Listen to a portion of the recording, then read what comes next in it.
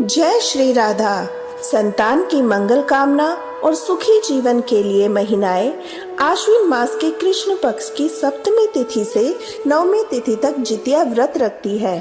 जितिया व्रत को जीवित पुत्रिका या जीवोत्वाहन व्रत के नाम से भी जाना जाता है। इस व्रत को पूर्वी उत्तर भारत में बड़े ही उत्साह के साथ मनाया जाता है। व्रत के एक दिन पहले नहाए खाए, दूसरे दिन व्रत का यानी निर्जला उपवास का और उसके अगले दिन व्रत का पारण किया जाता है। नहाए खाए के साथ ही व्रत की शुरुआत एक दिन पहले ही हो जाती है। बिहार और पूर्वी उत्तर प्रदेश में व्रती महिलाएं होती है, वह नहाए खाए के दिन शाम को पकवान बनाती है। फिर रात होने पर सतपुतिया या झिंगनी की सब्जी खाई जाती है। जितिया व्रत में इस भोजन को करना बड़ा ही शुभ माना जाता है। व्रत के एक दिन पहले छत या खुली जगह पर कुछ खाना रख दिया जाता है। ऐसी मान्यता है यह खाना चील या सियारिन के लिए रखा जाता है। जितिया व्रत के दूसरे दिन को खुर्जिया भी कहते हैं। जब तक व्रत समाप्त नहीं होता, महिलाएं इस व्रत में पानी ग्रहण नहीं करती, पारण करके ही अपने व्रत को खोलती है। जितिया व्रत छठ पर्व की तरह बड़ा ही कठिन होता है। ऐसा माना जाता है इस व्रत के पुण्य प्रताप से संतान पर कभी संकट नहीं आता। जीवित पुत्रिका का व्रत अपने नाम के अनुरूप ही फल देने वाला है। बिहार में एक कहावत प्रचलित है, यह व्रत स्वर्ग सिद्धार्थ चुकी सास को वैकुंठ प्राप्त करवाने के लिए भी किया जाता है। इस व्रत को करने से पुत्र शोक नहीं होता।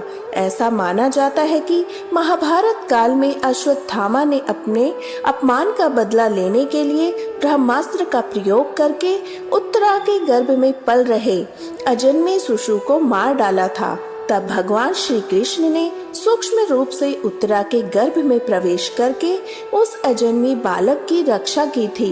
उत्तरा ने फिर एक पुत्र को जन्म दिया था। वही पुत्र पांडव वंश का भावी कर्णधार राजा परीक्षित हुआ। राजा परीक्षित को इस प्रकार जीवन दान मिलने के कारण इस व्रत का नाम जीवित पुत्रिका पड़ा। इस बार आश्विन महीने के कृष्ण पक्ष की सप्तमी तिथि 13 सितंबर दिन शनिवार को सुबह 7:24 पर लगेगी, जिसका समापन अगले दिन 14 सितंबर रविवार को सुबह 5:04 पर होगा। 13 सितंबर शनिवार को सूर्योदय का समय होगा सुबह 6:16 पर और सूर्यास्त होगा शाम 6:28 पर।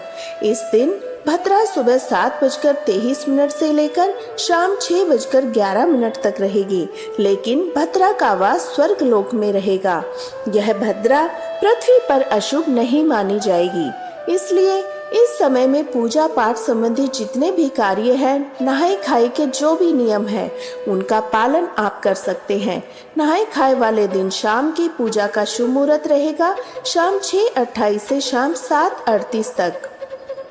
अगर बात करें जितिया व्रत की सभी तिथियों की, तो सप्तमी तिथि 13 सितंबर शनिवार को रहेगी, जिस दिन नहाए खाए होगा, और अष्टमी तिथि 14 सितंबर रविवार को रहेगी, जिस दिन निर्जला व्रत रखा जाएगा, जिसे खुर्तिया भी कहा जाता है। इसमें सुबह से लेकर अगले दिन के सूर्योदय तक निर्जला व्रत रखना होता है। नवमी तिथि रहेगी 15 सितंबर सोमवार को, जिस दिन आपको निर्जला व्रत का पारण करना होगा, यानी जितिया व्रत को खोलना होगा। इस बार अष्टमी तिथि 14 सितंबर रविवार को सुबह 5:05 से प्रारंभ होगी, जिसका समापन 15 सितंबर सोमवार को सुबह 3:06 पर होगा। 14 सितंबर रविवार को यानी जितिया व्रत के दिन सूर्योदय होगा सुबह 6:17 पर, सूर्यास्त होगा शाम 6:27 पर। इस दिन शाम को प्रदोष काल के समय मुख्य पूजा की जाती है और शाम 5:42 से लेकर शाम 7:12 के बीच में आप शाम की पूजा कर सकते हैं। इस दिन अभिजीत मुहूर्त का समय रहेगा सुबह 11:58 से दोपहर 12:46 तक और विजय मुहूर्त दोपहर 2:20 से दोपहर 3:09 तक। बहुत से लोग दोपहर के समय भी इस व्रत की पूजा करते हैं, तो विजय मुहूर्त आपकी पूजा के लिए शुभ रहेगा।